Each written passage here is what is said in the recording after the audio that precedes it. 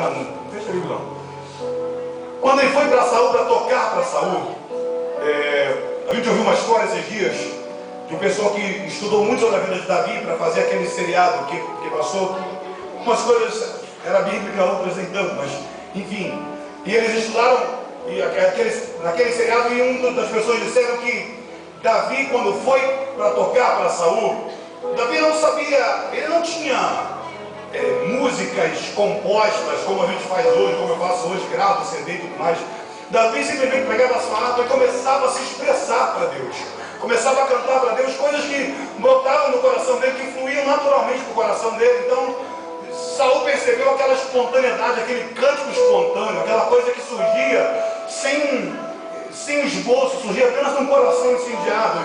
E foi exatamente isso que fez com que Saul se encantasse por Davi, fez com que os espíritos malignos se afastassem da vida de Saul todas as vezes que Davi tocava.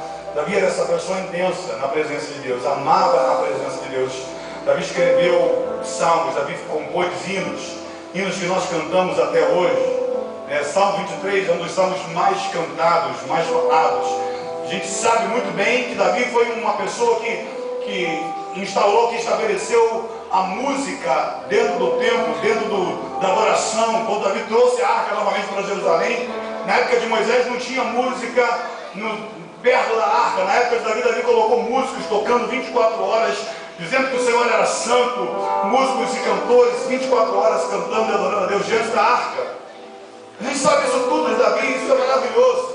Saber essa história de Davi é maravilhosa. Davi não foi apenas esse salmista, esse poeta. Davi também foi alguém tão carismático. O nome Davi diz o amado, amado de Deus. As pessoas amavam Davi. O povo de Israel amava Davi. As canções de Israel eram para Davi. Davi, a despeito de ser um salmista, de ser alguém amado, se tornou também um guerreiro poderoso. Como é que ele conseguiu juntar isso tudo? Porque às vezes as batalhas da vida nos enrijecem. Às vezes as batalhas que nós enfrentamos na vida nos tornam pessoas mais frias, mais duras. A gente já não se emociona tanto. A gente já não tem essa voluntariedade de se expressar para Deus por causa das guerras que nós enfrentamos dia após dia.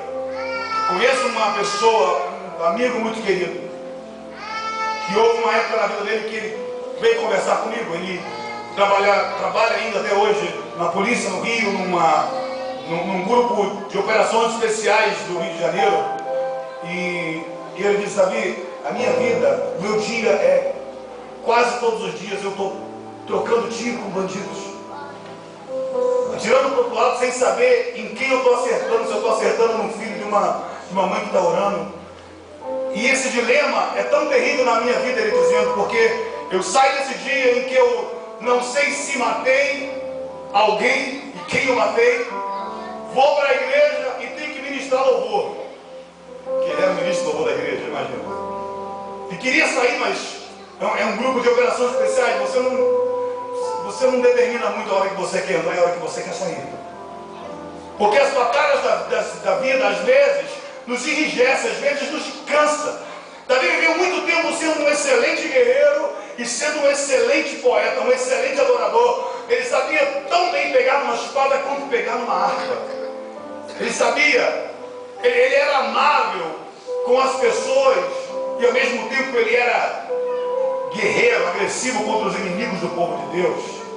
Isso aconteceu na vida de Davi quase todo o tempo da história de Davi. Teve um momento da história de Davi, porque o inimigo, na verdade, ele precisa de um momento. Porque às vezes a gente fica brincando de ser crente, mas o diabo não brinca de ser diabo. Ele é diabo o tempo todo, ele está aqui para matar, roubar e destruir o tempo todo. E houve uma história na vida de Davi, e eu queria ler essa história para você e tentar fechar isso aqui logo, de uma vez, porque eu estou falando com adoradores aqui nessa noite, amém? Eu estou falando com poetas, com salmistas, com pessoas que abrem a boca para adorar Deus, com palavras de adoração de alguém apaixonado por Deus, adolescentes espirituais apaixonados por Deus. Eu também estou falando aqui com guerreiros que tem que levantar todo dia, matar um urso ou leão todo dia, tem que tem que, às vezes, quase que me fazer o impossível para conseguir pagar as contas do mês. Às vezes, orar sem cessar pela família e da beira do caos. Talvez eu estou falando com jovens aqui, adoradores, mas ao mesmo tempo que têm lutado contra o pecado que tão ferozmente tem te assediado. Na escola, no trabalho, na internet. E você vive essa guerra. Você ama a Deus. Você ama o Senhor. E ao mesmo tempo as batalhas que você enfrenta durante o dia, a semana, o mês, o ano, vão enfraquecendo essa tua relação com Deus, vão enrijecendo essa tua relação com Deus. Você está com a sua Bíblia aberta, lendo de 2 Samuel, capítulo 21. Olha comigo o versículo 15. Diga, houve outra guerra. Houve outra guerra Entre os filisteus e Israel. Diga mais uma vez, houve outra guerra. Houve outra guerra Entre os filisteus e Israel. Agora apenas ouça e acompanhe aí em silêncio na tua versão. Davi e os seus soldados foram e lutaram contra os filisteus. Durante a batalha, Davi ficou muito cansado. Diga comigo, durante a batalha, Davi ficou muito cansado. Olha só o que diz o versículo 16. Um gigante chamado Isbibenob tinha uma lança de bronze que pesava mais ou menos 5 quilos. Estava usando uma espada nova. Ele pensou em matar Davi. Não fez a Bíblia, mas deixa eu te dizer uma coisa. Às vezes batalhas repetidas nos cansam. Às vezes enfrentar os mesmos inimigos todo dia. Você vence ele aqui, amanhã ele estará na porta da tua casa de novo. Você enfrentou uma situação aqui, quem sabe uma derrota. Como eu disse na canção que eu cantei agora, não quero deter-me no caminho que só mal me fez. Talvez você tenha entrado por um caminho que tenha te feito mal. Você sabe que aquele caminho te faz mal. E ainda assim, existem coisas na tua natureza humana que querem voltar para esse caminho.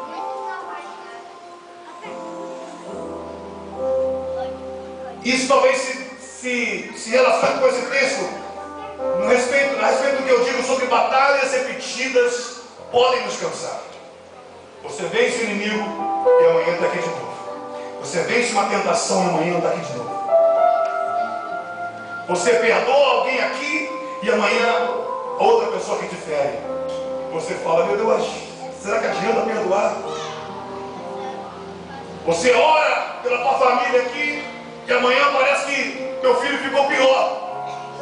E você pensa, será que valeu a pena ficar orando o tempo todo pelo meu filho, pela minha esposa, pelo meu marido? Você trabalha no ministério porque você sabe que você precisa se envolver na obra de Deus. Mas aí você às vezes para e pensa, mas será que está valendo a pena? Será que o meu trabalho está sendo valorizado? O texto diz que uma batalha é repetida porque os filisteus sempre enfrentavam Israel. Sempre. Se você for acompanhar a história de Israel, sempre os filisteus arrumavam encrenca com Israel. Na maioria das vezes perdiam. Mas o inimigo ele não se importa em perder. Ele quer atrapalhar a tua caminhada. Ele quer fazer com que você se distraia. Ele quer fazer com que você demore a alcançar o teu objetivo. É por isso que ele entra às vezes no teu caminho, ainda sabendo que vai perder algumas vezes. Mas se em alguma dessas batalhas ele te encontrar cansado. E tudo que ele quer. E nessa batalha aqui, nesse texto, fala que Davi mais uma vez enfrentou os filisteus. E dessa vez Davi se cansou. O problema de se cansar é que nós estamos no meio de uma batalha o tempo todo. E aí se cansar no meio de uma batalha, a gente se torna algo fácil para o inimigo. Bem, mas deixa eu parar por aqui. Porque eu não quero me deter nessas coisas aqui, dessa história, desse cansaço de Davi. Porque cansaço atinge a seres humanos, a mim e a você. A gente fica cansado, né? Possivelmente quando a terminar isso aqui, tem gente que vai organizar tudo, vai limpar, vai juntar as cadeiras, vai sair daqui muito mais tarde do que eu e você. Vai chegar em casa, tomar aquele banho poderoso, né? Deitar naquela cama. Falar, Deus, obrigado por esse dia. Obrigado pelo que o Senhor fez. Agora eu vou dormir.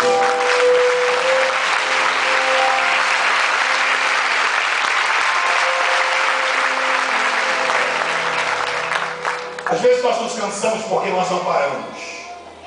Quando eu e você não paramos, para repor as nossas energias, o nosso